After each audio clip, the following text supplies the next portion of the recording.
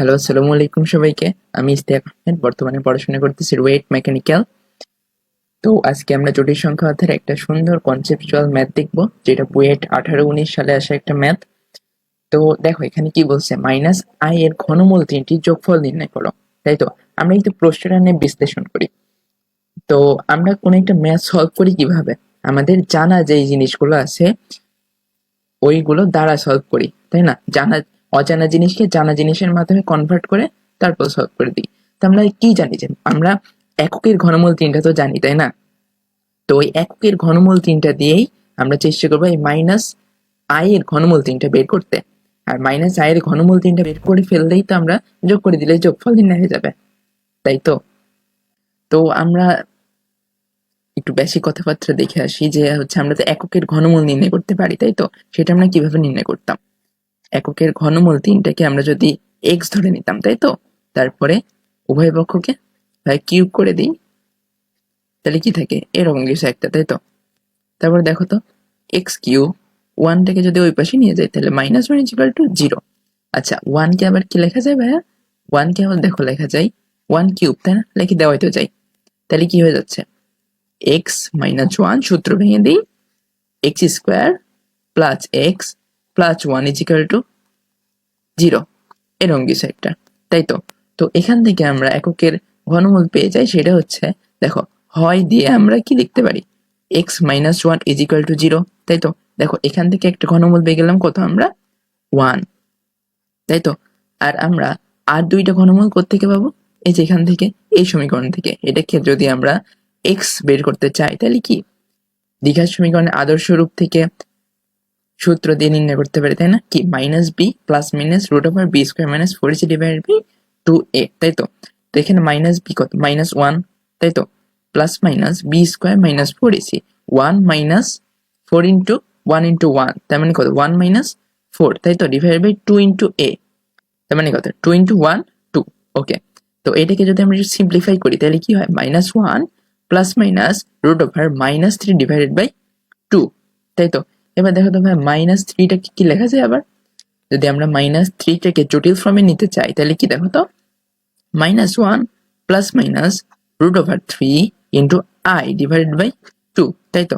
দেখো তো ভাই, আমরা এককের ঘনমূল কয়টা পেয়ে গেছি, দেখি আমরা এককের ঘনমূল এখানে একটা পাইছি এক, আর এখানে একটা দুইটা পাইছি। তো এখানে আমরা তো জানি এগুলো, তাই না, যে এখানে যদি আমরা একটাকে ওমেগা ধরি আর একটা ওমেগা স্কোয়ার হয়ে যাবে। তো এখানে আমাদের কি আছে ভাইয়া, একটা ওমেগা আছে আর একটা ওমেগা স্কোয়ার আছে, তাই তো? যদি আমরা এখানে প্লাস মানটাকে ওমেগা ধরি তাহলে মাইনাস মানটা ওমেগা স্কোয়ার হয়ে যাবে, মাইনাস মানটাকে ওমেগা ধরলে প্লাস মানটা ওমেগা স্কোয়ার হয়ে যাবে, তাই তো? তো তো আমরা এখান থেকে এককের ঘনমূল তাহলে তিনটা কত পেয়ে গেলাম, ওয়ান, ওমেগা আর ওমেগা স্কোয়ার। তো এখন ভাই আমরা কেন এটা দেখলাম, আমাদের প্রশ্নটাও মাইনাস আই এর ঘনমূল তিনটা যোগফল নির্ণয় করতে বলছে, তাই না? মাইনাস আই এর ঘনমূল তিনটা যদি নির্ণয় করতে চাই তাহলে আমরা যদি জানা জিনিস এককের তিনটা ঘনমূলের মাধ্যমে নির্ণয় করি তাহলে হয়ে যাবে না? তাহলে দেখো তো, আমরা মাইনাস আই এর ঘনমূল তিনটা যদি নির্ণয় করতে চাই তাহলে আমরা ধরে নিই যে মাইনাস আই এর তিনটা ঘনমূল, দেখো ধরে নিলাম হচ্ছে এক্স, ঠিক আছে? তারপরে উভয় পক্ষকে আবার আমরা দেখো এর মতো, এটার মতোই ঘনমূল করে দিই, তাহলে কি থাকে, minus I is equal to x cube, তাই তো? দেখো তো এবার আমরা কি করতে পারি, এবার মাইনাস আই কে কি লিখতে পারি আমরা, আই কিউব লিখতে পারি না? তো ভাইয়া কেন লিখলাম এটা, এটা লিখলাম কারণ আমরা যাতে ওয়ান আনতে পারি, বুঝছো? কারণ আমরা ম্যাথের ক্ষেত্রে সলভ করার টেকনিক কি, যে আমাদের অজানা জিনিসকে জানা জিনিসের মাধ্যমে সলভ করা, তাই না? দেখো আমরা এককের ঘনমূল তিনটা জানি, তো এখন মাইনাস আই এর তিনটা ঘনমূল একে যদি আমরা কোনোভাবে ওয়ানে কনভার্ট করতে পারি আর ওয়ানের তিনটা ঘনমূলের মাধ্যমে যদি নির্ণয় করতে পারি তাহলেই তো ইজি হয়ে যায়, তাই না? সেই কাজটাই আমরা করবো এখন। সেটা হচ্ছে, দেখো তো এখানে একটা কাজ কি করা যায়, যে উভয় পক্ষকে আমরা হচ্ছে যদি আই কিউব দ্বারা ভাগ করি তাহলে কি এটা হোল কিউব হয়ে যায়, পরে থাকে কি ওয়ান, তার মানে বুঝতে পারছো? এবার কি আমরা যদি ঘনমূল উভয়পক্ষে করি তাহলে এই পাশে ওয়ান এর ঘনমূল চলে আসে, আর ওয়ান এর ঘনমূল তো আমরা তিনটা জানি আগের থেকে, তাই না? তাহলে দেখো তো, জানা জিনিসের মাধ্যমে অজানা জিনিস কিভাবে নির্ণয় হয়ে যাচ্ছে। দেখো এটা কি লেখা যায় এবার, X by i is equal to, উভয় পক্ষে আমরা ঘনমূল করে দিলাম, ঠিক আছে? এটা ওয়ান আর কি, তাই তো? ঠিক আছে, তারপর দেখো তো ভাই এখান থেকে কি লেখা যায় এবার, এবার দেখো তো এক্স বাই আই, দেখো তো এককে তিনটা ঘনমূল আমরা জানি না কি, ওই দেখো এই যে 1 ওমেগা আর ওমেগা স্কোয়ার, তাই তো? তাহলে 1 ওমেগা আর ওমেগা স্কোয়ার, তাই তো? এবার আমরা এক্সটা নির্ণয় করতে পারি না? আর এক্সটাই আমাদের কি ছিল? এই এক্সটাই তো আমাদের ছিল হচ্ছে এই যে মাইনাস আই এর তিনটা ঘনমূল, তাই তো? তাহলে এক্স ইজ ইকুয়াল টু কি হয়ে যাচ্ছে? X is equal to I I omega আর কি আই ওমেগা স্কোয়ার, তাই তো?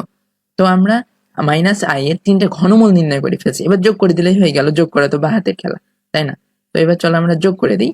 তো আমরা এবার আমাদের মাইনাস আই এর তিনটা ঘনমূলের যোগফল নির্ণয় করব। তো যোগফল হবে,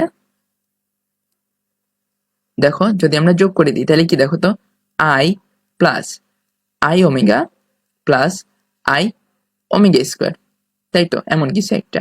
তো এবার দেখো তো এখান থেকে কি কমন নেওয়া যায়? আই কমন নেওয়া যায়, তাহলে কি 1 প্লাস ওমেগা স্কোয়ার, তাই তো? আর আমরা এখান থেকে প্রপার্টি জানি না, 1 plus omega square, 1 plus omega square সমান কত? এই যে এই তিনটা ঘনমূল যে আমরা এককের পাইলাম, তিনটা ঘনমূল যোগ করলে কত হয়ে যায় আমাদের? 0 হয়ে যায়। এটা একটা প্রপার্টি। আর একটা প্রপার্টি কি ছিল? Omega into omega square is equal two কত? 1। তার মানে কি omega cube is equal two 1। তাহলে এই প্রপার্টি গুলো তো আমরা জানি। ফার্স্ট প্রপার্টি যদি ইউজ করি তাহলে কি, দেখো তো আই ইন্টু 0, তাহলে ঘনমূল তিনটার যোগফল কত? 0। এতটাই সহজ ম্যাথ, বুঝছো? তার মানে আমরা কি করলাম? জানা জিনিসের মাধ্যমে অজানা জিনিসটা সুন্দর করে নির্ণয় করে ফেললাম। মাঝখানে যে কোনো ম্যানিপুলেশন করা লাগতে পারলে করবো আমরা, ঠিক আছে? তাহলে 0 এটা অ্যান্সার। ঠিক আছে, সবাইকে ধন্যবাদ। আসসালামু আলাইকুম।